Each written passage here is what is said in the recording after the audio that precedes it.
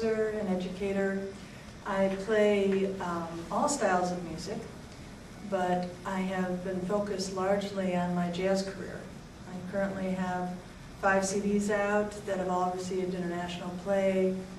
I've been a Downbeat Critics' Choice Rising Star 4 times. Maybe one of these days I'll get it right. And I have toured. But in conjunction with all that, I've also played as a sideman, side person for great people like Frank Sinatra, Gladys, Smokey Robinson, when they hire orchestras. I was fortunate enough to tour with Frank Sinatra's Midwest Orchestra group for 4 years.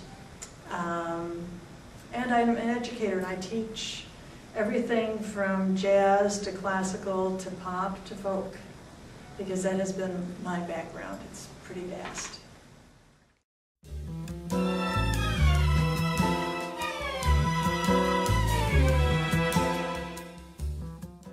Generally, I have not had any overt exclusionary issues, but I think the fact that there are things like that jazz was created originally by a lot of male instrumentalists, and the women were the singers.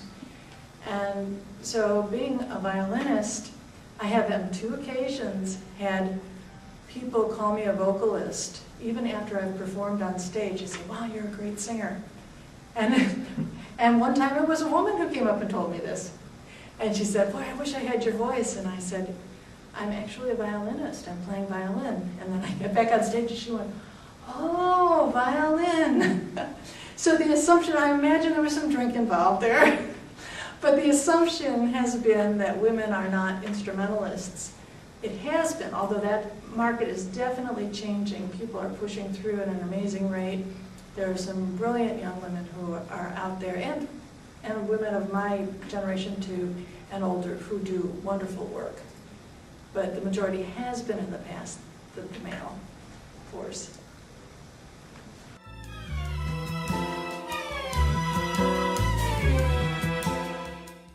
Gender, you have to just simply be yourself. You are a gender-specific person, obviously, you know, but that's not the first thing. The art is what you're here to serve. And by being yourself, you're not going to deny being a woman. You're going to be presenting your power and everything you have to offer. But don't think, oh gosh, am I going to have issues because I'm a woman? If you present yourself as an equal, a person with equal rights to the arts, you will receive that. You may, again, come across hidden prejudices, but you'll do that in any field that you walk through, any part of life you walk through. And it's our job to educate people gently to the fact that what they're perceiving is not the truth of your being. And you can do that.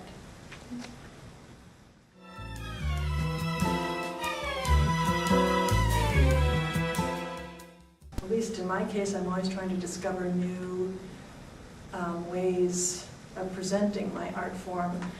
As a jazz violinist, I think I was one of the first, at least Americans, I don't know, that decided to write for a string section with my jazz quartet.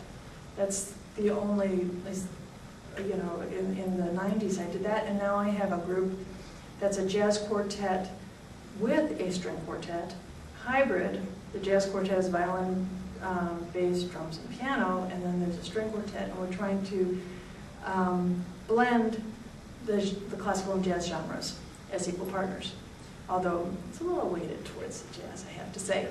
So, I mean, I'm always trying to break new ground, because that's what something inside, the voice inside of me tells me I have to do.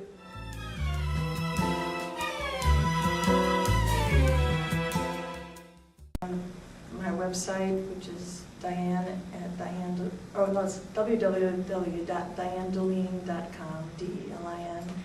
I can be found in my record label's website, which is Blujazz, BLUJAZZ.com. I am internationally distributed through other means, and I'm not sure what that network is. But you can find a lot of things on the web. Used to be in the stores, but nobody is anymore. So those are probably the best places, and people should feel free to email me. And